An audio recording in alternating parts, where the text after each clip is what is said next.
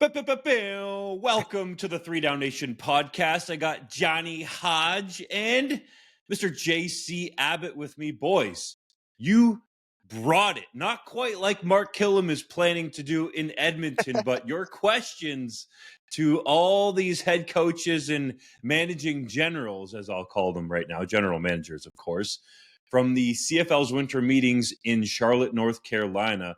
We're hot fire, boys. We had some fired up dudes on the mic. I thought it was a lot of fun. And huge shout out, by the way, to G, Herb, Lucas, everybody at the CFL for setting up the live stream or the video conference on Monday and Tuesday with all of the head coaches and GMs addressing the media. I think it's great that the CFL does that. The video conference, I think this is only year 3 of it. I think that was kind of a COVID thing. But with obviously reporters in this country generally not having the opportunity to travel, at least on a regular basis, right? Like 3DownNation, we travel for Combine, we travel for Grey Cup, but the three of us going to Charlotte in the middle of January is not something that we have in our budget, and newspapers in this country certainly don't have it in their budget anymore. So awesome opportunity for us to get the content. And obviously, it's a great opportunity for teams to communicate what's going on with them.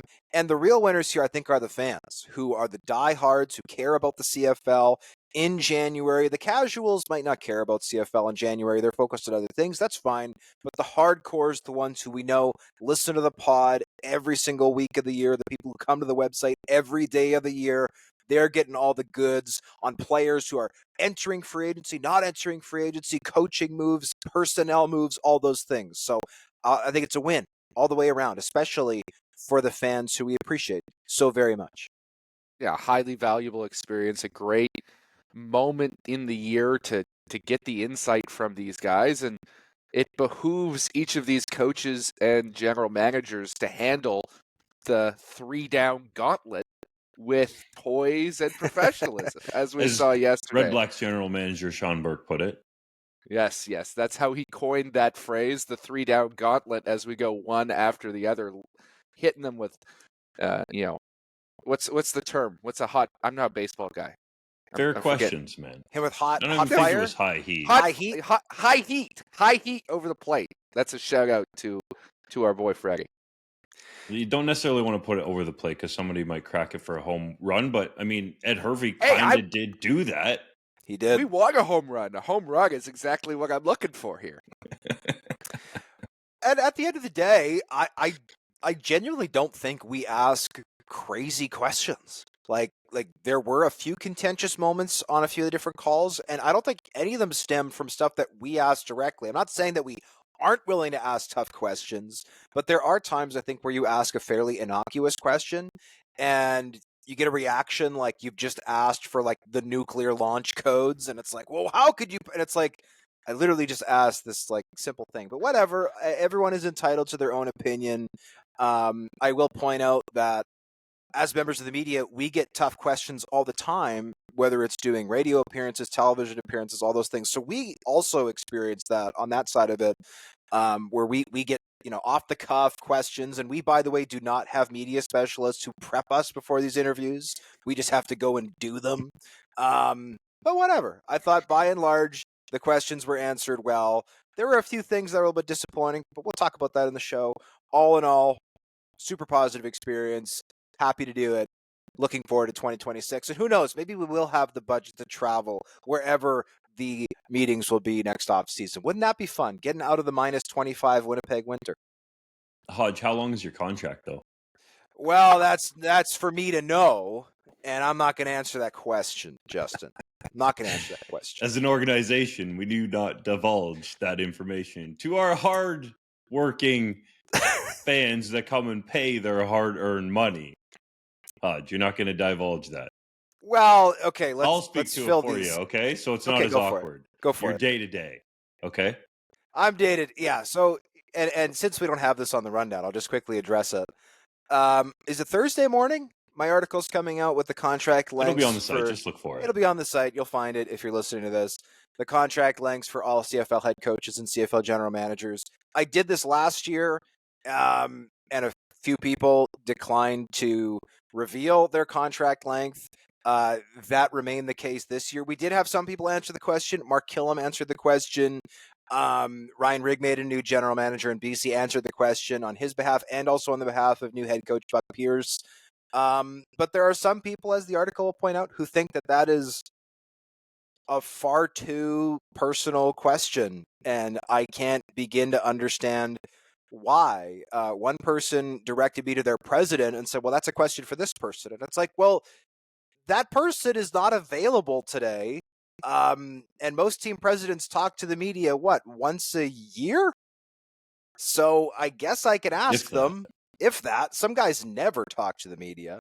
But whatever. I feel bad for the fans of those teams who shell out hundreds, if not thousands of dollars going to games every year and buying merch and all those things. And then they're like, hey, by the way, the person who runs my favorite team, how long is their contract? And it's like, well, you don't deserve to know that. Oh, okay. The people that literally pay for that contract. Yeah, the people paying the salary don't get. And by the way, I'm not asking the salary amount of the contract. I'm not asking for what are your incentives for, let's say, hypothetically, winning 9 games in Hamilton. I'm not asking for those types of details. All I'm asking is how long are you under contract? Because most of the teams in the CFL announce that as part of the press release. But whatever. Let's get to it, boys, and discuss Dave Dickenson defending the Calgary Stampeders. Staffing changes in Winnipeg, Edmonton, and Hamilton. A blockbuster trade featuring 2 all-star defenders. The Saskatchewan Roughriders re-signing 2 key pieces on defense. And Kahari Jones resurfacing in the Canadian university coaching ranks. But first, all 9 CFL head coaches and general managers answered in different ways media questions from the league's winter meetings in Charlotte, North Carolina this week. Ed Hervey gave an epic rant about pending free agent Eugene Lewis's salary the past 2 seasons, stating, quote, I'm not paying $300,000, close quote. What did you take away from Hervey's bluntness? I took away that I loved the honesty, and honestly, a little bit of education, too. For the uninitiated, Eugene Lewis was the highest paid receiver in the Canadian Football League in 2024. He earned $320,000, and he wanted to be, on paper, let's call it, the league's highest paid receiver. He didn't necessarily care about being the league's highest paid receiver in terms of his take-home pay. So I think that's a little bit part of this, but that's what Ed Hervey is getting at when he's saying, I'm not paying him $300,000, or it doesn't even seem like he's going to pay him close to it. What I appreciated most about Hervey's answer that I would say, fellas, and you can correct me if I'm wrong, we don't necessarily get a lot, is the depth and thought that Hervey provided behind how he is approaching, in this instance, the negotiations with Lewis and his camp, agent, however you want to put it. Like, he talked about how he doesn't even recall in any of his time in the CFL even shaking Lewis's hand pregame or postgame, because they've never been on the same team together. So he can't even talk about having any sort of relationship with him. So he wants Lewis to go to the open market and have that start the conversation about what a fair contract might be. There are some people, and I got a bunch of text messages and calls about it, saying that, well, this is not the way to negotiate in public. But I don't think that this is anything that's different from what Ed Hervey would have told Lewis or his agent at any point leading into free agency. He was just bluntly honest. And then he explained, well, if you have a player who's used to making, let's say, $320,000 in the last year, and you start off negotiations by going to him and saying, well, hey, would you take way less than this? That's probably not a great way to start it off. So I can at least understand where he's coming from now, because Hervey provided multiple layers to his thought process with Lewis, and in the process educated not just the media, but the fans as well. I thought it was incredibly enlightening to listen to that as an example, because I think there's a lot of fans out there, fellas, that just think that these deals get done if few numbers are thrown around. But that's not the case. There's so much more that goes on with it. And Hervey did a great job explaining it.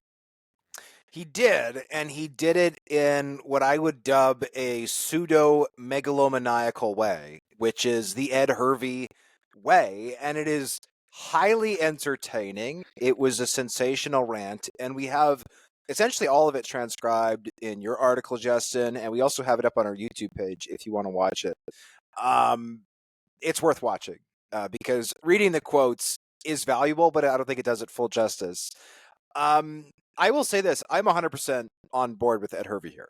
At the end of the day, at the CFL level, before 2022, top receiver money, like top receiver money, and yes, the salary cap was lower at this time, but not by that much, was like $220, right? That was like the top money, right? Like when a Darius Bowman was leading the league every single year in receiving yards, or like, Manny Arsenault is the perennial, like 220, 225 maybe. It was like the top number.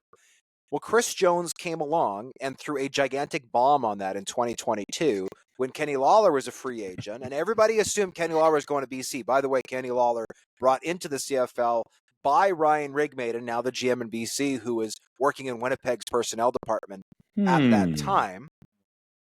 Hint, hint, nudge, nudge. Everybody assumed that Kenny Lawler was going to BC, and BC was putting big money on the table. I believe at the time it was reported they were offering something like $250, and everyone's going, wow, $250, that's crazy money for a receiver. And then Chris Jones came along and went $305, and it was like, what? So lo and behold, Kenny Lawler goes to Edmonton, and then Edmonton blows it up again the following year after Kenny Lawler goes back to Winnipeg and actively discourages free agents from signing in Edmonton because him and Chris Jones did not get along, when he offered Eugene Lewis $320 in 2023 and $320 in 2024. So what I think Ed Hervey is saying here, without saying it in these exact words, is, hey, back in the day, and the great irony of Ed Hervey, of course, not paying receivers is that he was, in fact, a receiver in the CFL for like a decade. Is he saying, did admit hey, that part too. He did say that. Is him being like, look, for 50 years in this league, we weren't paying this type of money or this percentage of the cap to receivers. It's a very recent phenomenon that we're doing this, and at least in his opinion, that seems to be folly. Because I asked him once he went on this rant, I said, well, you said receiver's not a valuable position. Where do you see positions of more value being? And he said, well, offensive line, defensive line, and he talked about his secondary wanting more experience on the back end. The other thing he said about his defensive line, which I thought was very interesting, was the quote was their defensive line. I'll have to find the exact quote here, but he essentially said that it was not very good last year. Like he kind of openly dissed Edmonton's defensive line from 2024, which to me would mean that maybe there's going to be a shift for 2025 in the personnel there. They've already made a position coaching change there. Regardless, I like the honesty. I thought that was really good. And the other interesting thing, because let's remember, Ed Hervey was the GM in Hamilton this past year. He re-signed Tim White to a deal worth $210,000. I don't think you can say he. Well, that's what I'm getting at. That's what I'm getting at. Tim White was signed to a deal worth $210,000 after he initially, it was floated, he wanted that $300,000 mark that Eugene Lewis was making. And the way Ed Hervey phrased it was essentially saying, well, the organization wanted him back, which I'm pretty sure was his way of saying, I didn't want to pay Tim White $210,000. I wanted to use that money on the offensive, defensive, and lines. There was somebody over my head directing me to sign Tim White to that contract. I don't know who that could be. He didn't name anybody, but there's only one person above the GM in Hamilton who likes to sometimes poke and prod for different things. So, I mean, anyways, technically there's two above the GM. Well, there's two people. You're dissing Orlando Steinauer. Well, good point. Fair enough. Maybe it was Coach O. We don't know. No. I doubt it was. It was not. Regardless, point is, I look back at the receiver rankings that we had up on 3DownNation back in 2024 in terms of highest paid guys. Geno Lewis had a great season. There's no doubt about that. 10 touchdown receptions. But was he really worth $320,000? To me, the answer is no. Kenny Lawler was the second highest paid at $285. He missed half the year to a broken arm. Was amazing in the West Final, but I don't think he was worth $285. Dalton The thing Schoen is, was though, third. Hodge, you can't just look at the stats. It's about leverage and the market. This is true, but what Ed Hervey is talking about is, well, and he did talk a lot about the market, which I thought was good, but I think he is also talking about the market in terms of how valuable one position is to another position. And what I'm saying is when, the top offensive lineman is making, Ryan Hunter would have been like, what? I think he's making $260 this upcoming year as the league's most outstanding offensive lineman. Is Eugene Lewis It worth might be more than that. $60,000? I thought Drew more than Desjardins that? was right around 260. I think this past year he was number one at 260. I think Ryan Hunter is ahead of him for 2025. We'll have that reporting up at 3DownNation.com before the season. But the point I'm trying to illustrate is, like, Alexander Hollins was not worth the money he made in BC. Now, Ryan Rigmaiden pointed out he's since had his knee scoped. He was going through injury problems this past year. He's expecting a bounce back year. But when you look at the receiver rankings, I do think that Ed Hervey has a good point. This is a position that I think has become a little bit overinflated, and for that reason, and he's not the first person to suggest it to me, but he is the first person to say it on the record. It seems he thinks that position is going to come down in terms of earnings for 2025. If you're an Elks fan and you watch this rant, you have to be so heartened that you have a grown-up in the building now. A guy who's willing to put his foot down. It was like Ed Hervey was the dad driving the car, and he turned around and said, I will turn this damn thing around if you do not behave. That's essentially what he's saying to the receiver market, because he's just not willing to pay it. And I think for good reason, for all the points that Hodge mentioned. It's just not worth it to pay receivers that much money because they are so dependent on what is around them. And that's not to say that a good receiver doesn't elevate your team or can't help a young quarterback like they have in Trey Fork. I think it's important to surround a guy with weapons. But one weapon does not a good offense make. You need to have a conglomeration of guys in that receiving core who can all be effective. Is and conglomeration overpaying... a word? Yes, it is. A new one? If it's not, I made it up. I coined it, just like pinball. Okay? You need all of those guys to be effective, and overpaying for one does not make you an effective team, as I think Edmonton has learned time and time again. Eugene Lewis is a great player. He's a 1,000-yard receiver. He's a worthy all-star, but he is not worth quarterback money in this league like he seems to believe. And if you look statistically, yes, there's lots of high-paid receivers at the top of the league. But guess what? Last year's top receiver, Justin McInnes, was making peanuts. We've seen rookies come in and have effective 1,000-yard seasons and dominate the league. He was making more than years. peanuts. McInnes was in the six figures. Low six figures. When he came into BC, he was making like 90 in his first year. Now he got a slight pay bump last season, but he is not. He was not cashing big checks like Eugene Lewis. Now he's gonna get a big pay raise this year, but potentially that's a cautionary tale in terms of what teams may pay McInnes and what he may be worth. Is can that be replicated consistently? We haven't seen that at the receiver position. We've seen that injuries play a factor. We see that situations drag guys down sometimes. You need to make sure that you're investing in the places that matter. And I agree with Ed Hervey on that. That's the trenches. Defensive line, offensive line. That's where you have to pay your money besides what you're paying the quarterback. Focus on those two position groups. I don't think this is anything against Geno Lewis. If a man's going to go out and get paid $320,000 or whatever he can get on the open market in any league, any business, more power to him. This, to me, is just a belief from Ed Hervey about roster construction. And there would be some people out in the CFL that would say, well, when was the last time, with all due respect, that Hervey put a roster together that won the Grey Cup? We all know what year that was. 2015. 2015. So I'm just giving a little bit of balance here. I respect what Hervey is saying, and I actually agree with him to a point. When you look at some of league's top receivers last year. Ontario Wilson, 1,000-yard season as a rookie. Mackay Polk, 1,000-yard season as a rookie. In Hamilton, the Ticats released Terry Godwin in training camp, put Shamar Bridges into the lineup. He goes out and has a season where he catches for over 900 yards. And if he stayed healthy, could have got over that 1,000 yards. So I think philosophically, it does make sense as long as your organization is aligned, which Hervey pointed out wasn't the case in Hamilton because, let's just say it, Scott Mitchell wanted to bring Tim White back because he's a fan favorite in the rest. But how many footballs did Tim White drop? How pissed do you think Hervey was thinking, really, we needed this guy back? Meanwhile, Shamar Bridges, a rookie, is balling out on a salary that's less than half what Tim White was making.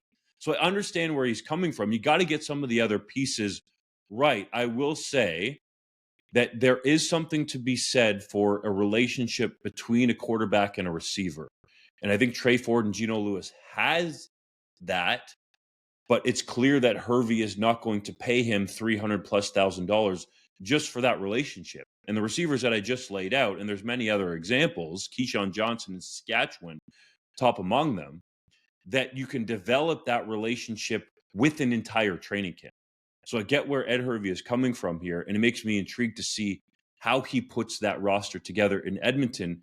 And, I don't necessarily think that defensive line was awful last year in Edmonton because we just had Elliott Brown go from the Elks defensive line into the NFL with the Arizona Cardinals. And I thought there was some young up-and-comers there. So I don't think it was awful. And the other thing I think to add to this, fellas, is just because you spend money doesn't mean you're going to get production. And ask the BC Lions, just because you spend a bunch of money doesn't mean that you're going to be in the Grey Cup or close to it or even have a shot at winning it. The exact quote from Ed Hervey, because I don't want to speak for Ed Hervey or put words in Ed Hervey's mouth. The exact quote regarding Edmonton's defensive line in 2024, in other words, the unit he has inherited was, quote, "That's an area that really hasn't been that good," close quote. So that is the quote. And that is about as harsh as you'll ever hear somebody comment about players at the CFL from a head coach or a GM. Let's remember that Ed Hervey in free agency last year just kind of bought every defensive lineman, right? He signed Dwayne Hendricks. He signed Brandon Barlow away from the Argonauts. He picked David Menard off the scrap heap after he was released by the BC Lions. He'd previously done the same thing with Casey Sales, bringing him into Hamilton. I don't think he was the GM at the time, but I'm sure he had an influence there. I am expecting Ed Hervey to be very active in the free agent market.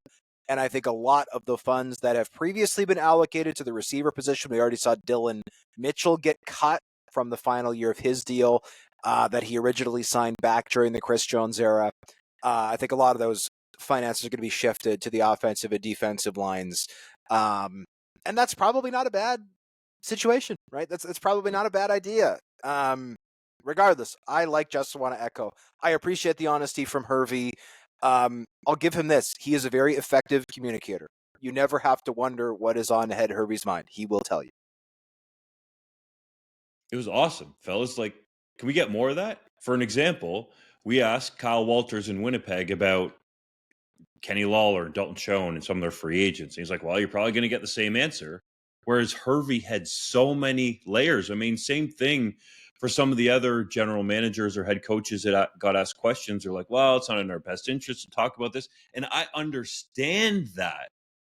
What I'm saying about Hervey was that he actually educated us and through us, the fan base, into what his thinking is. So if Geno Lewis is not re-signed in Edmonton, Elks fans aren't left wondering why or what or how or what the reason was. They know exactly why. And that helps them understand it. I honestly think, fellas, and I'm not just saying this because we're with 3DownNation or we work in the media, but that some other teams should understand that transparency can help your fans feel more connected to your team. I'm not saying you have to do it through 3DownNation. I don't care how you do it. But that explanation from Hervey was fellas, arguably, I don't want to get recency bias creeping in here. One of the best that we've ever had in terms of describing his thinking, thought process, and multiple layers, right? We hear it all the time. Well, we got to go through the free agent process or the negotiation process. Well, what actually is that? Hervey explained it, full credit to him. And at the end of his availability, he thanked the media for their inquiries and made sure that it did not come off as a debate or him arguing with us. I would say and argue that he was enlightening us, and it was refreshing. And I hope that for all the fans' sake out there, there is more of this. I'm not saying that other teams never do it. This is just one example that stands out that was unbelievably well done. Yeah, to me, it was like a throwback to a bygone era, because in modern media, in modern football, we just don't get quotes like that very often. We don't get guys letting their guard down, being honest to that degree. Hold up. I don't think it was him letting his guard down. Ed Hervey knew every single word that was coming out of his mouth. I don't think that's what JC was saying. I think JC is saying other people are afraid to let their guard down. Exactly. And I think when I mean letting your guard down, I mean not intentionally being opaque, right? Trying to obfuscate and hide what you really mean or trying to say. Ed Hervey knew exactly what he wanted to say, and he said it. And I know, Hodge, you appreciate this as well, because you've done some historical digging in the archives for some projects you've done. If you go back in time and you're reading old newspaper clips and old segments on the CFL or any sports league, really, coaches and general managers used to be quote machines, and that's how they sort of reached a larger than life status. Is they used to say these wild things, these quotable moments that people would remember for years. That just doesn't happen with regularity anymore, because on the social media age, I think there's so much more of a harsh reaction from the public or from random fans or from members of your own team when things like that happen, whereas when it was just in a newspaper and there was no feedback cycle, it was easier to say those things and not necessarily feel any pressure after what you said. Ed Hervey being unapologetically himself, informing the media and doing so in a way that was highly engaging, is something we need more of. We need more guys in this league who are unafraid to handle themselves like that in a press conference, because at the end of the day, that's going to stick more eyeballs on the league, it's going to engage more fans, and it's going to elevate the legacy and the legend of everyone involved, just like it did back in the day. Let's think of the situation, guys, and we'll move on here in a second. If you were, as you talked about off the top, Hodge, a non-hardcore CFL fan, and then you hear about Ed Hervey going on this rant or whatever you want to call it, a blunt assessment, talking about Geno Lewis. Now, are you not like engaged in this, wanting to see what happens and how this plays out in free agency, where his price comes to, what team he happens to sign with? Like, the best possible outcome for me in this situation is Lewis going back to Edmonton. Now, that's not the best possible outcome for Lewis, because it will have meant that he takes a hefty pay cut, as Hervey alluded to. But the whole idea of this, I think, draws people in, because now they feel a part of it. They can understand what's going on behind the scenes. And that's why I have a lot of respect for Hervey, saying essentially no different than he would say to the agent or player in going through this process. Calgary Stampeders head coach and general manager Dave Dickinson defended his team after considerable criticism from former players during Grey Cup week in Vancouver.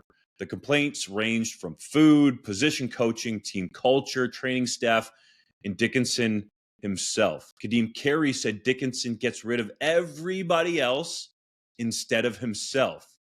What did you make from Dickinson's self-defense? Well, I thought it was a bit of a mixed bag. I did write an entire column on this, and I do want to put our listeners onto that. It's called "Our Organization's in Good Shape." Dave Dickenson defends against Calgary Stampeders critics. And I want to point that out because for the purposes of this pod, I will be boiling some of what Dickinson said down to specific quotes. And I want people to have the opportunity to read the full context from Dickinson in his own words.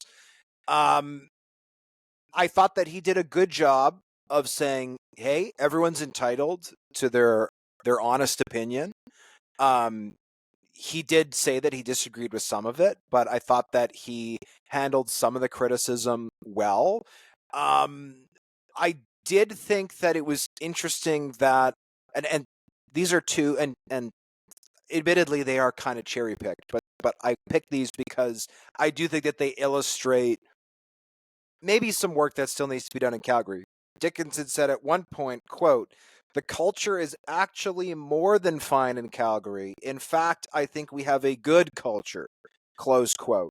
He then, at a later junction in the interview, said, quote, "We needed change in all areas of our organization," close quote. So he believes that the team's culture is good, but then he acknowledged that every aspect of the organization, or at least some part of every aspect of the organization, needed to change from 2024 to 2025.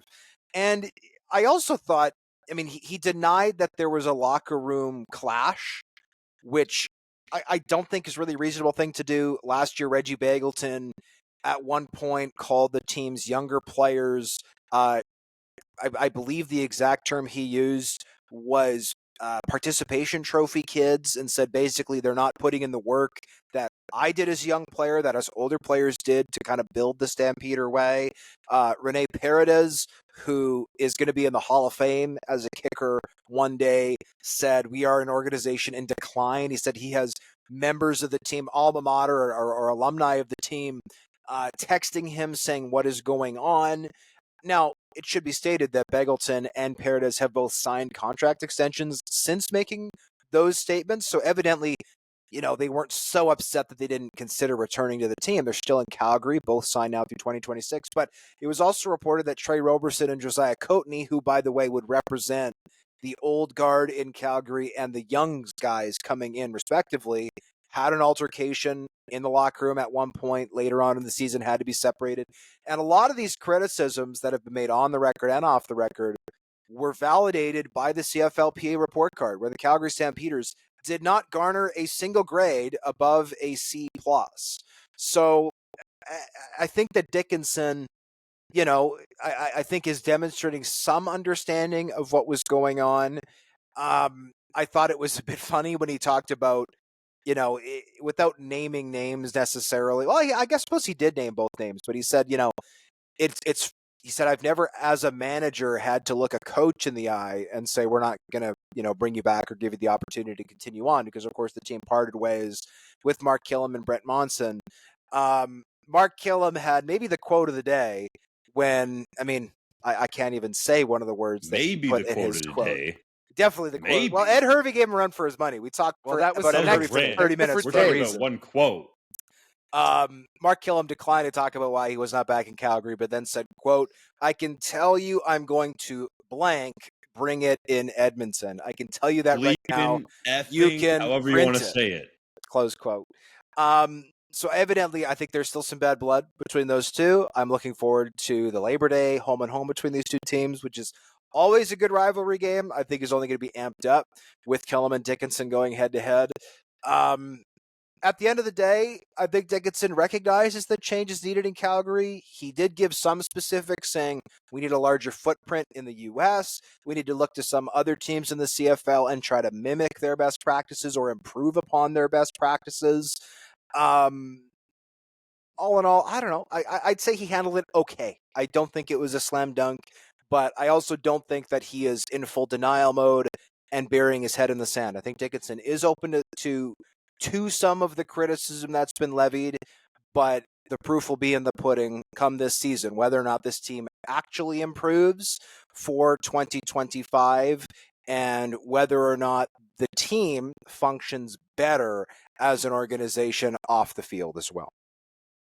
What struck me the most about Dickinson's press conference as a whole and the way he handled these questions was just the inconsistency and the lack of direction, right? You're right, Hodge. There were times when he seemed to take responsibility and say that, he admitted that there were problems and things had to change, that they needed to do certain things in a different way. There were also times when he denied that there were problems, but at no point did he seem to present a real plan or a direction for the franchise that was going to be significantly different than what they had last year when it all fell apart. And I think we're seeing that just overall in terms of what's happening this offseason, because I do believe the Calgary Stampeders are going to be a better team next season, just based on some of the moves they've made, trading for Vernon Adams Jr., bringing in Lawler and Orimolade, which we're going to talk about in a second. These are big-time moves that the Stamps haven't necessarily made in the past. That's going to make that team better. But at the same time, I've had people in the league tell me, well, if you're going to bring in those guys and address what were clearly far and beyond your two biggest personnel issues last year, then why the hell did you have to go and fire your two best coaches, right? In Brent Monson and Mark Killam. Guys who have either landed other jobs like Monson or landed promotions in Edmonton like Killam. Those guys were essential core elements of those strong Stampeder teams. And frankly, based on the personnel they were given, I don't think anything that happened in Calgary was their fault last season, right? So if you're going to address those issues, you're going to be aggressive, you're going to change your philosophy, then you didn't have to fire those guys. But it seems like Dickinson is playing both sides of the fence. He's blaming some of it on the coaching, but also I'm going to make big splashes in personnel. He doesn't seem to have a direction right now, and that would be concerning for me as a Stampeder fan, and it would be even concerning if they improve next season, because if they get back into the playoffs as the number 3 seed in the West or something like that and lose another first-round playoff game as they've done so many times in the past, that's probably enough for that administration in Calgary to keep stringing Dickinson along. But I don't think that behooves the Calgary Stampeders in the long term, unless there is a dramatic improvement overnight. But right now, I just don't see it. Don't ask John Hufnagel about when the last time the Calgary Stampeders won a playoff game. Unless you want to get stared at and feel the fire from that guy. But it's the truth. And I'm kind of with you on some of this stuff, JC. I actually felt like Dickinson handled this well. He said, and I'm paraphrasing, but that he appreciated the honesty and he can understand that players who leave could be disgruntled. But he didn't necessarily own up to it. What is the main difference with the Calgary Stampeders over the years during the decline here? It's been that Dave Dickinson has gotten more and more power. And as that has happened, as much as he'll tell you that John Hufnagel is a resource, and I respect that, the Stampeders have gotten worse. Now, it needs to be said, fellas, that 3DownNation, and I'll only speak for myself, and me are not out to get Dave Dickinson. We talk about results. You win, we praise you. You lose, there's going to be criticism. It's what happens in professional sports when you're making good money, really good money, especially in the echelon that Dave Dickinson is going to be. That's why I just can't understand, to JC's point, that you would think, well, I'm going to go out and make some of these moves that we don't usually make, right? Blockbuster trades, bringing in guys like Vernon Adams Jr., who made more than Jake Mayer, who's going to make more than Jake Mayer in 2025 than what Mayer made in the previous couple seasons. Bring in Flo Orimolade, who's going to be well over what James Vaughter's made. I'm not against that. It's just, to me, a complete turnaround. And then you got rid of those coaches. Like, why not help those coaches out? Those coaches helped you win Grey Cups. Well, it's easy. The reason that Mark Killam is not there, fellas, is why.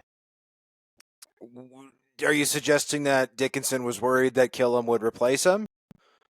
No, I'm not suggesting that, but it's a possibility. Nepotism. Craig Dickinson was in the building. Well, He is now fair the enough. special teams coordinator. Fair enough. Brett Monson, to me, I just can't comprehend. You bring in Bob Slowick, who's been a defensive coordinator in this league before and has not done well, to put it nicely. But yeah, we're going to get rid of Monson. We're going to install a whole new system on defense and bring in talent and perhaps actually spend closer to the salary cap ceiling than the floor. There are people around the league that will tell you that, the Stamps kind of usually aim, and I'm happy to be proven wrong on this, to get over that floor, but they don't spend to the cap, at least close to the top end of it. You don't want to go as far over as the BC Lions. I understand that. But nonetheless, it just seems to me that Dave Dickinson has lost his swagger. The way he was talking, fellas, I think resonated with all of us. I have never heard Dickinson talk with that sort of, for lack of a better word, sad tone in his entire career. And I can appreciate him understanding the criticism and answering it and not doing it in a way that was argumentative at all. Lots of respect for that. But to me, I think what Kadeem Carey said, as much as it might hurt and you might not want to hear it, is proving true. The one constant there is Dave Dickinson and him getting more power and this team going in the opposite direction. Now, it's 2 seasons and he's got a year to turn it around. But I just don't see how this lines up with how the Stamps were successful in the past under Dickinson. And yes, maybe Hufnagel had more of a say compared to what they're going to do in the future. I'm not saying it can't work. It's just straying from what the Stamps used to do. And he talked about having a better presence in the U.S. Well, the Stamps used to, on a yearly basis, have new talent that would come in there on rookie deals and become impact players. Well, I don't have the answer to it, but why did that stop happening? Good question. Yeah. I will say this.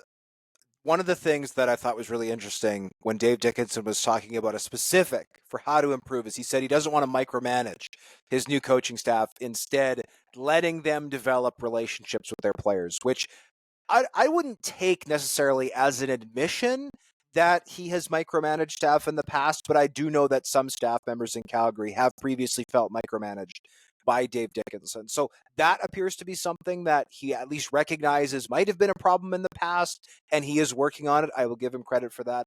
I will echo your statement, Justin, as Dave was talking, and we do have his recording up on YouTube if you want to watch it and judge for yourself. His demeanor was like someone had just shot his dog. Like, he sounded very sad. And Hodge loves dogs, okay? He doesn't want to see that happen. I adore dogs. I like dogs more than people, to be perfectly honest. Granted, Justin started the avail by asking about Kadeem Carey's comments, which he openly said he didn't want. He's like, well, this isn't the first question I wanted. But I also don't think it's inappropriate to ask something. I didn't want to hide, though. Yeah, and I respect that. I talked to Kadeem Carey at Grey Cup. Yep. It went in a way that I did not expect. I did not necessarily go to Carey thinking that he was going to name Dave Dickinson as a reason for the decline. And I felt my duty as a credible reporter was to be front and center and ask Dave Dickinson straight up. So sorry. Agreed. Continue. And I don't think you should apologize for doing that. All I'm saying is it might have put him on the defensive a little bit, but he wasn't I didn't get the vibe that David just had some really good Carolina barbecue and was ready to go. That's the vibe I got from some other people. Corey Mace was super high energy, feeling great, and Dave Dickinson was very dour. For context, and he should have been excited. Well, I don't know. He just acquired a potential franchise quarterback in Vernon Adams Jr., restructured his contract, and pulled up a blockbuster trade to infuse talent in an area that could have sadly used help under let's talk former about that. defensive coordinator Brett Monson. Like, he should have been fired up. Let's talk about that. The Calgary Stampeders and Toronto Argonauts executed a blockbuster trade, as first reported by 3DownNation. Defensive end Folarin Orimolade was sent west in exchange for Canadian linebacker Cameron Judge. Who won the trade and why, JC? Well, despite looking sadder than Ryan Dinwiddie, who dealt with food poisoning before his availability for 12 hours, Dave Dickinson won this trade.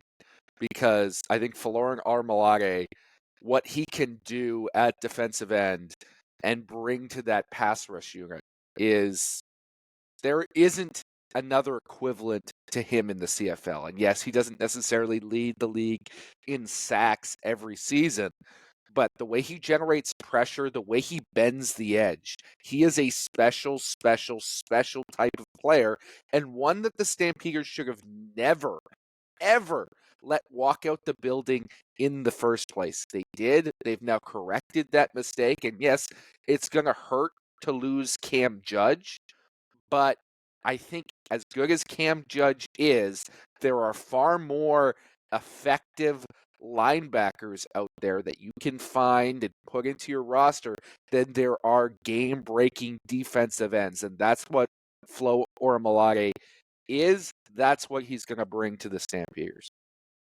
Bro, I don't know about this one. Cam Judge is a ratio-breaking Canadian linebacker. I know you got to pay him a bit of a premium, but if you look at what some other Canadians are getting at other positions, I think where his salary is below $200,000 for the 2025 CFL season is a pretty good value, and the Argos need a cap room. So I'm going to say that the Argos won the trade from that standpoint, mostly purely because Judge is Canadian, though I do understand it from Calgary's perspective. And again, I'll point out, this is something that the Stamps have not done in the past. So give Dave Dickinson credit that he's willing to try something different and bring back a player, it should be said, JC, as you noted in your piece during Grey Cup week, that had some pointed comments towards the organization. Dickinson was able to have a conversation with him about it, make amends, and move forward. So I think that in and of itself shows a lot. And to sort of try to answer my rhetorical question from earlier, I think part of what's gone on with the Stampeders is for too long, they were not willing to pay the talent that they had brought in or drafted and developed to stay in Calgary, to extend the run.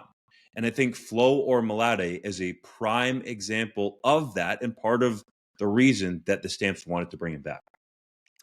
I get to be the tie-breaking vote here, and I am going to side with the Chiefs. Oh my goodness! As I said last week regarding the previous Blockbuster trade between BC and Toronto, it is generally bad business to give up Canadian assets for American assets. That being said, Cameron Judge, I think, has a little bit more wear and tear at this point than Folarin Orimolade does. And I also think that finding American will linebackers is something that is not very hard, or at least shouldn't be. Finding impact defensive ends is very hard. So I think positionally, when you look at scouting from the U.S., recruiting from the U.S., I think that this is a position that is really important. And the Calgary Stampeders clearly valued it, giving up Cameron Judge. I also like that Cameron Judge has now been traded 4 and 2, I believe now, because Calgary acquired him via trade from Toronto previously and then traded him to Toronto. It's not quite as ridiculous as when Sean Lemon got traded from BC to Toronto twice, but we are entering that kind of realm.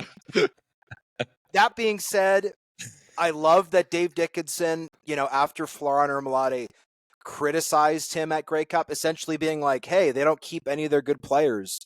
Dave was like, well, screw you. I'm going to prove you wrong by trading for you, and brought him in. And I like that Dave Dickinson's ego didn't get in the way there, and they had a good conversation. They've since extended his contract through 2026, which I'm sure kept Flo happy because he was making a lot of money in 2025, and he would not have extended through 2026 unless he was getting a lot of money then as well. So I like this move a lot for the Calgary Stampeders. It does punch a hole in their ratio, and looking at their ratio from last year, I am curious as to how this could end up. Like, this team starts 3 on the offensive line, 2 in the receiving core, and Ben LaBrosse, I think, is a lock to start somewhere in their secondary. This past year, it was primarily at field half. I think he could play corner. I think he could play half. I think he could play safety. So it will be interesting to see, assuming that Micah Tights is not a starter at this point of his career, or Adam Konar is not a starter at this point of his career, where that extra ratio spot will be for the Stampeders. But they've got time to figure that out. And I do like their depth in a lot of these spots. I mean, Bryce Bell has been banged up, but he's shown he can play tackle at a pretty high level, I would say. So maybe they go 4 on the offensive line. We'll have to wait and see. But I like this move for Calgary. And after the Stampeders sat on their hands for many years watching their team get worse, I will give them full credit for saying, we're not doing that anymore. We are going to make big, bold moves. That is what their team president, Jay McNeil, promised after the regular season was done, and they're living up to it. Yeah, the last thing I'll say on this topic, just to address some of the things that Dunk raised as a counterpoint to our argument, Hodge, I think that the Argonauts bringing in Cam Judge was actually just improving a position that was already going to be a strength, right? Fraser Sopik did fine at that weak side linebacker spot last year. He's a pending free agent. But let's not forget, the Argos got Ryder Varga back in their trade with the BC Lions, who is a up-and-coming Canadian linebacker, a kid who I think can be a starter in this league. And Cam Judge is 30 years old. Do I think he is better than Ryder Varga right now? Yes, I do. I think he is better than Varga. Will he be better than Varga next year? The year after that? That I don't know, right? We don't know at what point Cam Judge is going to hit the wall because he does have more wear and tear. And frankly, I thought he took a little bit of a step back last year. So I don't necessarily think the Argos are improving that position group as much as the Stampeders are improving their defensive end spot, which was pretty atrocious last season. Winnipeg, Hamilton, and Edmonton have unveiled their 2025 coaching and football operations staffs. The Ticats added Cyril Penn, Alex Russell, and Dane Vandernat. The Blue Bombers brought in Brock Sunderland, Eric Delorier, and Jim Yock. And the Elks officially hired Jordan Maximic and JC Sherritt as their coordinators, along with assistants Demetrius Maxey, Jason Tucker, Aaron Grimes, Tristan Dice, Des Catelier, and Danny Nesbitt. Which addition stands out to you most?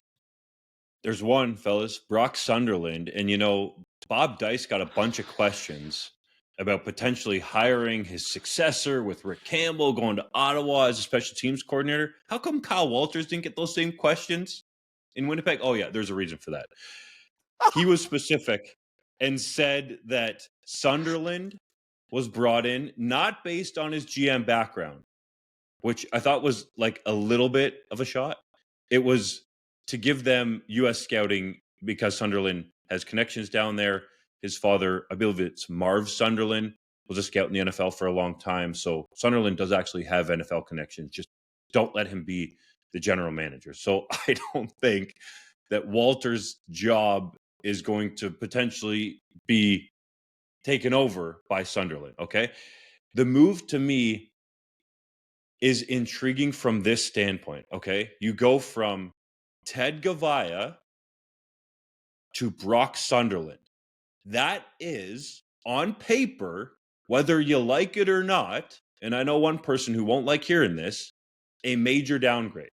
So I am most curious to see if and how long Winnipeg can keep it going with this new front office staff put together. I think Danny McManus is really good at what he does.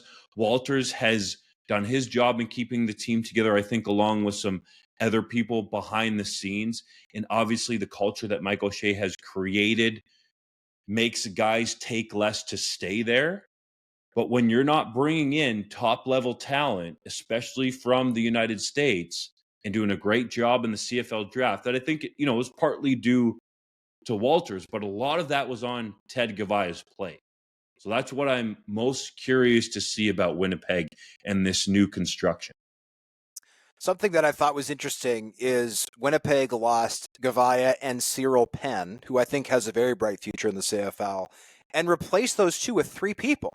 Right? It was Sunderland, it was Yock, and it was Delorier. And I spoke to Danny Machocha in Montreal, who has been Delorier's boss for the last number of years, as to why Delorier was not brought back. And he made it very clear it was just an operations cap issue. And he even went as far as to say he called all the GMs around the CFL to reassure them, hey, Eric is very good and you should hire him, which is a pretty ringing endorsement, right? You do not have to pick up the phone and help your competition. That is actually what Danny Machocha did to try to get Eric hired elsewhere. That being said, I also question with the operations cap how many openings there were. And so that's why I suspect that the Bombers got at least a couple of these people on cheap deals, which is how they were able to replace 2 people with 3, taking on an extra salary. We'll have to wait and see with the Brock Sunderland thing. Kyle did point to his scouting background. It should be noted that Brock Sunderland has not been a full-time scout since 2012 and has actually been unemployed for the last 3 years. So I wonder what that will look like. Regardless, the move I think that will stand out the most and just hasn't been announced yet is Drew Alamang heading to the Ottawa Redblacks, which I've reported.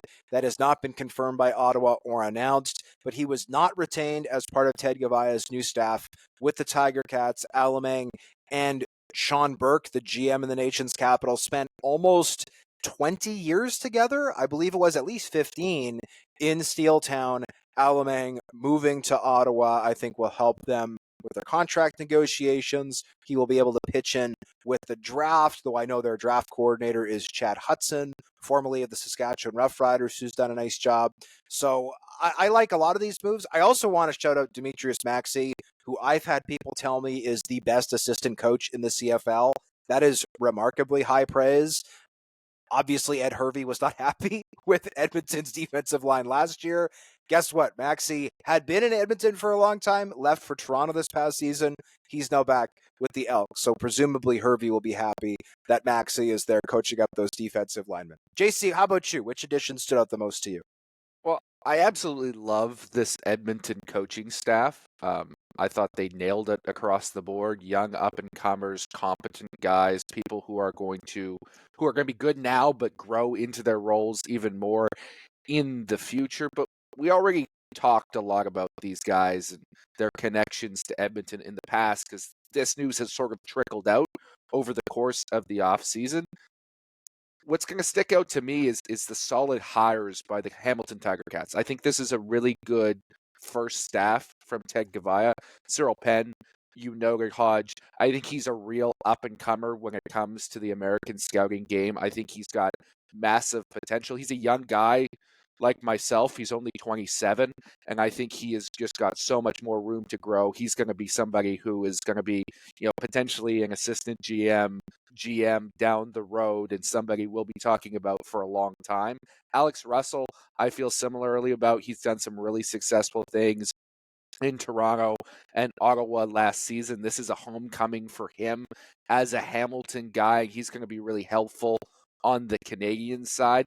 I don't know as much about Dane Vandernat, who is new to the CFL scouting game, but it should also be noted, it wasn't announced at the time, but I was able to speak to these guys down at the College Gridiron Showcase last weekend and learned that Tom Flaxman, longtime U Sports coach and recruiting coordinator, is also joining the staff to help with the CFL draft. I think he is going to be a valuable guy in that process because he recruited a lot of these kids that are coming through the draft process now and has really strong relationships dating back to that time with each of them.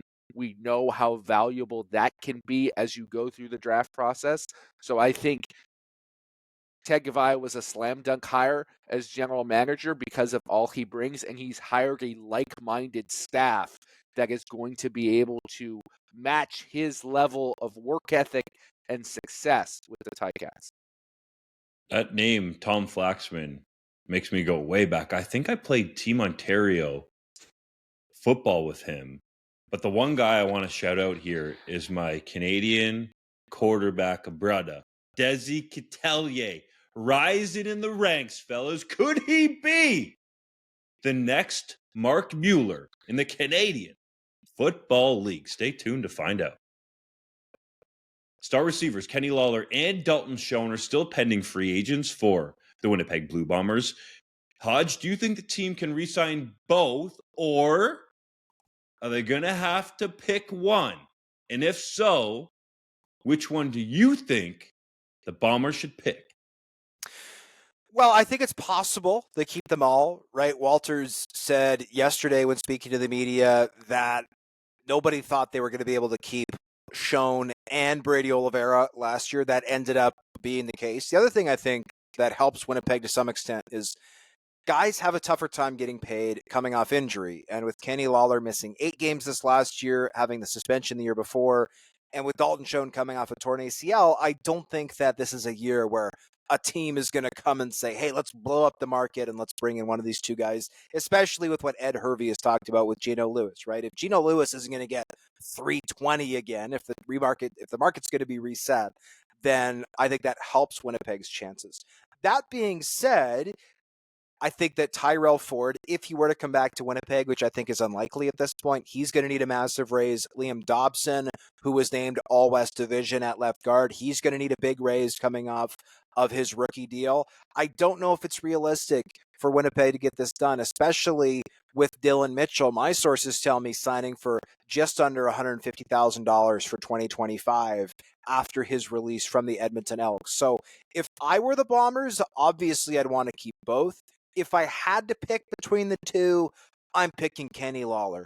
Yes, he's a little bit older than Dalton Schoen, but if given the choice between the guy who needs the waggle to get open and the guy who's kind of a unicorn with a big catch radius, I'm taking Kenny Lawler every day and twice on Sunday because people in the league will tell you he is, except I suppose for Lewis, he is almost a unicorn. He's kind of a one of one. He will beat man coverage almost every time, and he opens up so much more for the other receivers in that system. So if I had to pick, I would like Dalton Schoen, and I believe, by the way, Mike O'Shea has said on the record he considers Dalton Schoen to be the best receiver in the CFL. But personally, I would pick Kenny Lawler if given the choice between those two.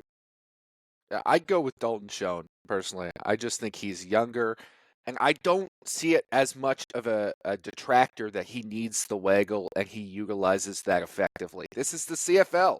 You have the waggle. If you could be a dominant slot-type receiver, slot back, and put up the yardage that he has, I think his first 2 seasons in the league speak for themselves. That's not to say that Kenny Lawler isn't that unicorn, isn't a special receiver, because I do believe he is, but he's 30 years old. He's missed time with injuries in various seasons or other issues. I don't know that he's quite as reliable as a player right now as Dalton Schoen has been, even though he is coming off missing almost all of last year with that injury. I would bet on his youth to bounce back a little bit more effectively, and I think you can find not a Kenny Lawler on the market, but I think you can recreate Kenny Lawler in the aggregate a little bit with some cheaper guys. I think other teams have effectively done that. Even a player like DeMonte Coxey in Toronto isn't necessarily a Kenny Lawler, but big size, does a lot of similar things for a lot cheaper. If you can find somebody like that and a couple of complementary pieces, I don't necessarily think there is another Dalton Schoen out there, just how dominant he was early in his career. It seems to me, fellas, that the Bombers could have given themselves a backup plan by signing Dylan Mitchell, especially when you consider that money, and the position that he was most productive at was? Who are we talking about? Dylan Mitchell? Dylan Mitchell. Well, Dylan Mitchell has primarily played slot, has he not? His most productive year. I don't remember what he was playing in 22. 24, he played a lot of field wide. Yeah, I think he'd be better into the boundary. So that makes me think that there's at least a little bit of leverage here with Kenny Lawler to say, hey, we got a guy that can play, into the boundary, either of those spots, but particularly that X spot where I think Mitchell, if I'm not wrong, had the majority of his production early in his career. I got the notes here. Darrell Walker started the first half of the 2022 season in Edmonton, and Dylan Mitchell took over and started the last 7 games of the regular season there. Good memory, Justin. Well done. I also taking a few knocks to the head, but I wasn't some going to stuff in say there. it, but yeah, between the two of us, when it comes down to memory, I'm usually the one who remembers stuff. So good for you. I will fully give you 100% of the credit. By the way, looking back at my notes from the 2022 Edmonton Elks, there are some wild starters on this list. We can get into another time. I forgot half of these players existed. I think it's a great point, Dunk, that you make about Mitchell having success out there, because I believe that season, over the second half, he had like 800 or 900 yards in like 9 games. Like, that was the Dylan Mitchell that got everybody excited. Everyone likes to say, well, that's a lot of money for a guy who's never gone over 1,000 yards. But if you pace that out over a full season, his rookie year would have been right up there with anything that Schoen or Lawler has ever produced. It's now time for Hodge's heritage moment. On this, Hold up. You're hating on the quarterbacks, bro. Oh, well, yes, we should note that as we sat down to record this, Drew Brown signed an extension with the Ottawa Redblacks through 2026. He was already under contract for 2025. We do not yet know the financial terms of the deal, but I think this makes a lot of sense for both sides. That's not true, Hodge. What? You got an exclusive you have for the us? financial terms of the deal. Okay. Brown Go got for a it. $185,000 signing bonus as part of $381,700 in hard money. There is an additional, sorry, no, that's not right. He has $27,000 in play time. So $381,700 minus $27,000 would be his hard money. How do you want to do the math on that? He can make up to $390,700 in 2025, and then in 2026, he can make up to $471,500 if that deal is not renegotiated. And in 2026, $462,500 for certain, at least at this time, is hard money.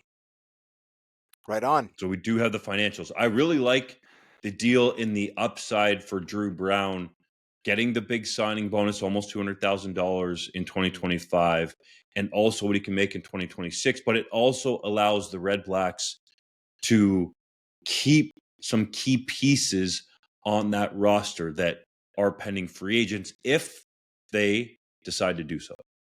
I think it's a win, right, for everybody, right? Fans are happy knowing that Drew Brown is locked down for 2 years. The team is happy knowing that Drew Brown is locked down for 2 years, because the risk for the Red Blacks is that Drew Brown goes out and throws for 5,500 yards and 40 touchdowns, and all of a sudden it's like, well, now he's a pending free agent, and we've got to give him the sun and the moon and the stars.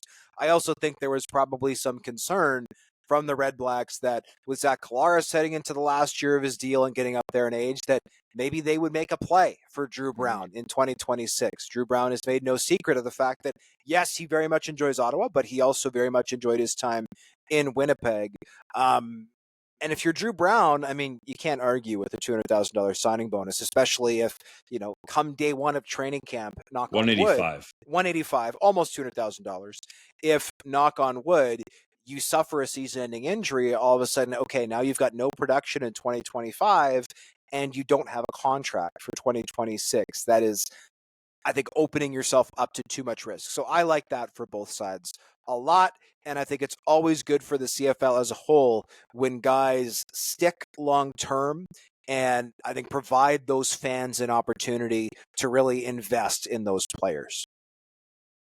I just want to be clear, $354,700 in hard money. We'll also have all these numbers up on the site by the time people listen to the show, so they could just go and read our article about it. It'll be better. Yeah, be better in written form, anyways. It's now time for Hodge's heritage moment. On this day in 2015, Kevin Glenn signed with the Edmonton football team as a free agent, becoming the first player in CFL history to be a member of all 9 teams. And yes, you have to say it that way, a member of all 9 teams. Kevin Glenn never played for Ottawa or Toronto. So he was a member of those teams. He never played for, you can't say he played for all 9 teams. That's not accurate. The 18-year veteran retired at the end of the 2015 season, finishing his career with 50,644 passing yards, 288 touchdowns, and 191 interceptions. This is a topic that has been debated much in CFL circles, I think more so by fans, but I'm sure by some actual Hall of Fame committee members. The question is Kevin Glenn a Hall of Famer? I'm going to say no with all due respect. The most noteworthy thing to me about his career is the fact that he was a member of all 9 teams. So if they want to put him in the Hall of Fame and have a display just for that, I'll allow it. But if it's not a hell yeah, in terms of the Hall of Fame, for me, it's a no. I'm going to agree with you on principle, Dunk, but disagree on context, because I think Kevin Glenn is not a Hall of Famer based on his production and what he did in his career. To me, his career doesn't scream Hall of Famer, but there's a lot of guys in the Hall of Fame. I would argue there are too many guys in the Hall of Fame that fit that bill as well, where you look at their career, you go, that's a Hall of Famer? Like, he seems sort of average for me. Maybe he played long enough and that's why he's there. I think if that definition still stands, then Kevin Glenn's going to eventually get in. I don't think he should, but I think he's going to get in just based on his longevity. I agree with both of you. I think that Kevin Glenn, with a resume that includes 0 Grey Cup wins, 0 CFL All-Stars, and 0 CFL MOPs, I don't think he should get in. That being said, the standard that the Hall of Fame has set is guys who have extreme longevity tend to get in. And he played 18 years in this league, and he also had the amazing ability to, despite being 5'10" and probably 200 pounds soaking wet, never get hurt. Like Kevin Glenn, outside of the broken arm he sustained in the 2007 East Final, which is still talked about all the time in Winnipeg, especially with Ryan Dinwiddie rising to CFL stardom as a coach, he never got hurt. He was always healthy. He played every game, and that was the reason why he was around for so long. He would so often go to a team as kind of the 1B, and then lo and behold, the 1A would tear their Achilles in camp, and it was like, okay, I guess Kevin Glenn is our guy, and he was the guy for so many different teams. So I think that given the standard that's been set by the Hall of Fame, he will get in, though I agree with Justin that being a longevity merchant, so to speak, probably shouldn't be reason enough to get in. Though, should be noted, he did lead the CFL in passing yards in 2007 and was named an CFL East Division All-Star in 2007 and was the CFL's MOP nominee out of the East Division in 2007, and he also won the prestigious Tom Pate Memorial Award in 2011. So I did want to note those things. I don't want to be guilty of Kevin Glenn erasure. There are positives on the resume, though those really big ticket items that you look for, especially for quarterbacks, not all of them are there. Let's go to the 3-minute drill. Winnipeg signed Dylan Mitchell, as mentioned, following his release from Edmonton. Will he help account for the loss of Ontario Wilson to the New York Jets? I think he will. They're very similar in size. I think actually quite similar in skill set. I think that Mitchell needs to prove he can be that 1,000-yard guy. That being said, especially extra insurance if Lawler or Schoen leaves, it's a good move for the Bombers. The BC Lions have re-signed veteran cornerback Gary Peters. Is the 2-time All-CFL selection still at the top of his game? He's not at the top of his game, but he's still a top 3, top 5 cornerback in the CFL despite his age. He's not the number 1 guy anymore, but he's still elite enough to deserve this extension. In a story you broke, Dunk, Ralph Hawley signed with the Cleveland Browns after 1 season with the Toronto Argonauts. Do you think he'll stick in the NFL? I think he's got a real chance. You look at his body and the way that he's able to get after the passer and also be physical against the run, and he'll have a real shot to make that roster in Cleveland. And even if it's not there, I think the tape he'll put out, if he does make it all the way through training camp and play in the preseason games, which I hope happens, could entice other teams to bring him in. I would keep an eye on Mr. Hawley. Jason Moss indicated Canadian receiver Tyson Philpott should be ready to go come training camp after missing the second half of the 2024 season with a foot injury. Will he refine his form? I certainly hope he does. Tyson Philpott, I expected him to be a good CFL receiver. I'll be the first to admit. I did not expect him to be a great CFL receiver, and that's exactly what he was this past year. He was on pace for 1,500 yards and 10 touchdowns when he got hurt. For the Alouettes' sake, and I think honestly the sake of the league, I hope that he refines that form for sure. The Montreal Alouettes signed McLeod Bethel Thompson to a 1-year contract, locking him up as the backup to Davis Alexander. Will he be a good fit there? I think you always need two good quarterbacks in the CFL, and Montreal now has that. Is he going to be as good of a mentor as Cody Fajardo was to a young quarterback? I'm not so sure. I still am skeptical about some of the things that happened in Edmonton, and I'm going to wait to see if Macbeth will keep his mouth a little bit more shut next season in that smaller role. No, we like that. Wow, we do like that. we like that from a media perspective. I'm speaking from the team perspective here. The Saskatchewan Roughriders re-signed Jameer Thurman and Malik Carney. Who is the bigger piece to get back? Man, I like Scoop, but it's Jameer Thurman. That guy is revered in the locker room. Corey Mace loves him. Jeremy O'Day as well. He's a real centerpiece and leader on that team. So definitely Thurman. Mike O'Shea did not provide a timeline to replace Buck Pierce as Winnipeg's offensive coordinator. Do you think someone will be hired soon, Hodge? Ever? I mean, I would assume someone's going to get hired. We know that Mike Miller, QB coach of the Toronto Argonauts, has interviewed. My sources indicate that Jarius Jackson is a possibility, though I've not been able to confirm that they have conducted an interview with Jackson. In fact, one source close to Jackson said he is not interviewed. So I don't know who the new OC will be, but we know that a lot of the candidates who were there at the start have dropped out. Marcus Howell has found another job. Kahari Jones, who we'll talk about in a bit, found another job. So they got to get it done soon, right? Season's not that far away. CFL legend Tom Clements has retired from coaching in the NFL again at 71 years old. Do you think he's finally done this time? I think probably given his age, but that coaching bug has a potent bite, and he's shown that he can still coach at a high level, so I would never rule anything out for the great Tom Clements. The Toronto Argonauts are hopeful Chad Kelly will be ready for training camp after breaking 2 bones in his leg during the East Final. Do you think that's realistic? It seems possible, but man, the way that leg looked, and you think about the timeline there, and Hodge knows I'm not the greatest at math, but it's about 6 months, and the Argos are hoping he's going to be full go. I will say that Pinball Clemens wanted to make it known that they're not going to rush Kelly back, but that seems like a short timeline from that kind of a gruesome injury. I hope he gets back to 100%, but let's see how this plays out. The Ottawa Redblacks acquired Canadian running back Daniel Adeboboye via trade from Toronto. Is that a big gain for the RBs? It really is. I honestly think that Daniel Adeboboye is one of the most underrated players in the CFL. To me, he's like the closest thing we've had to Calvin McCarty or maybe like a Declan Cross since those guys. He is wicked smart. That is the first thing that you notice when you talk to Daniel Adeboboye. But he is also super athletic. He's got nice size. And he's a great special teamer. Like, not only can he do all kinds of things on offense, catching the ball out of the backfield, running the ball, but he put up like 11 special teams tackles last year. This is a great signing for the Redblacks, a great acquisition, I should say, for the Redblacks. And they didn't have to give up a ton to get him. 5th-round pick. Not bad. Longtime CFL quarterback and coach Kahari Jones has been hired as the QB coach with the UBC Thunderbirds. Your beloved JC UBC Thunderbirds. Is that a smart hire?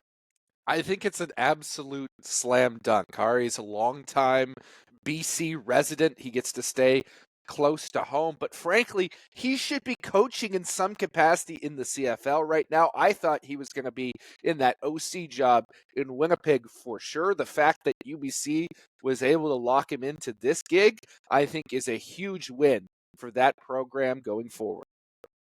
G. Roy Simon has officially been hired as the new GM at his alma mater, the University of Maryland.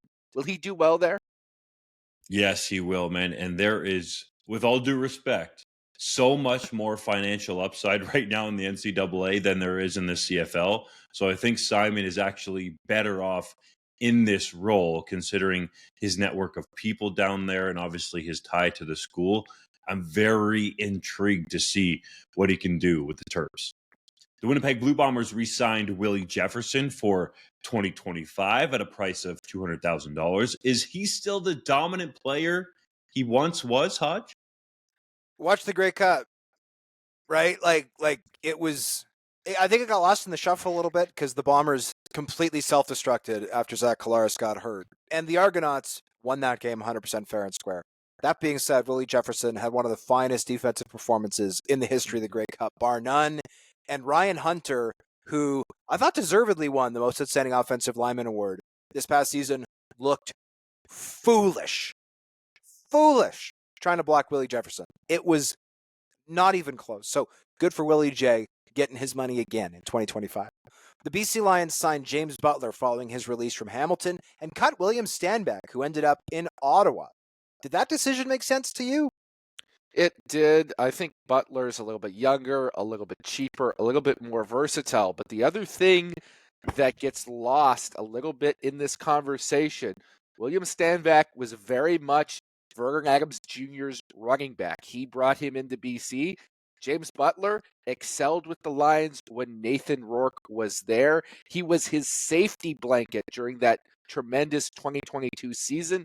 Now they've brought him back to make him comfortable once again. Jake Maier has officially extended his contract with Saskatchewan, signing to be the team's backup in 2025. Do you think he'll be the heir apparent there? There's a possibility. Trevor Harris, it seems like in a way, could potentially play for a long time. But I do think that you look at Jake Maier and his resume, a bunch of starts, has had success to varying levels in this league, and he's only 27 years old, guys. Plus, he gets back with Mark Mueller on this reset year, as Mayor's calling it. There's a lot of upside there. Rick Campbell is back with the Ottawa Redblacks after signing as the team's special teams coordinator. Does that cause more drama than is needed in the nation's capital, or is it actually an ideal fit? Well, given that Bob Dice reportedly is getting a contract extension this offseason, though nothing's been formally announced by the team, I don't think that we should read too much into this. I will also say this. I'm happy that Rick Campbell's in Ottawa. When I think of Rick Campbell, I think Ottawa. I'm not saying he was a bad fit or anything in BC. He just never quite looked right to me in orange. Black and red is the color for Rick Campbell. This makes sense. JC, you saw a ton of Canadian prospects at the College Gridiron Showcase in Texas this past week. Which one stood out most to you and why? Well, there was 16 of them down there, and a lot of them had really solid performances. I'll give a special shout-out to Queen's defensive tackle, Darian Newell, who I thought really elevated his stock with his performance down there. But far and away the best was Taylor Elgersma, the fantastic quarterback from Wilfrid Laurier University, the Heck Crichton Trophy winner. It was clear right from day one of the event that he had the best pure arm talent there. When the ball comes off his hand, it whistles. It's special. He has NFL caliber velocity, and he interviewed with 4 NFL teams. Another one had to be rescheduled. 3 others gave him questionnaires to fill out. He's going to get legitimate NFL looks through this draft process. And I had people tell me that they think there's a possibility he gets into the first round of the CFL draft. That's not for certain yet, but I don't think there's a chasm between him and Curtis Rourke, as most people would think. Elgersma is the real deal. Michael Faulds signed a 5-year contract extension with the Wilfrid Laurier Golden Hawks. Did he deserve that?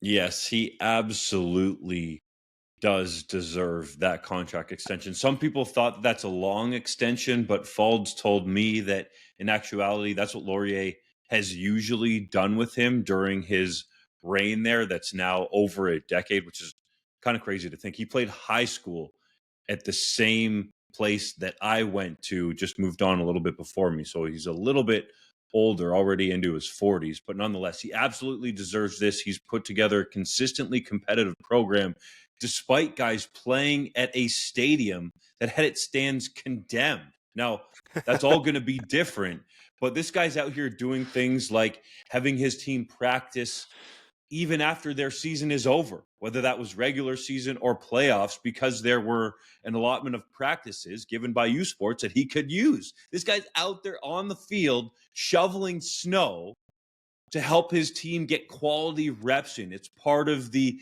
I don't necessarily like to say hard working as a term, but it's just part of the mentality there in Laurier, that they're not going to have anything stand in their way of being competitive and successful, competing for Yates Cups and winning them, which they did in 2024 and fell just short to a game Laval team in the Vanier Cup. And oh, by the way, he, along with Todd Galloway, the offensive coordinator there, have helped develop the aforementioned Taylor Elgersma. I've been trying to tell you fellas about his arm. Now, JC finally saw it live for himself, Hodge. I hope you can get on the bandwagon too. Wait, did you say that the Golden Hawks are at a stadium with condemned stands? I had no idea they played at McMahon. Really? That doesn't make any sense. It's like thousands of kilometers away. I bet you, that makes me think, and I know we're taking a lot of shots here, but that the Golden Hawks give their players better food options than the Calgary Stampeders, from what I've heard. I will keep making fun of McMahon Stadium because, from my experience, governments don't do anything until they are just openly being made fun of, at which point they will actually work to change something. So I think the more people make fun of McMahon Stadium, the more likely the government in Alberta, even the feds, are to kick in money to build a much-needed new stadium, because that criticism seems to be the only thing that gets some officials on board. So I don't think of it as me taking pot shots. Think of it as me advocating for the health of Canadian football in this country. That's what I'm trying to do by admittedly, just kind of making fun of it. But that's beside the point. I do it with love. On that note, we thank you as always for listening to the 3DownNation podcast. We'll see you next Wednesday for our next episode.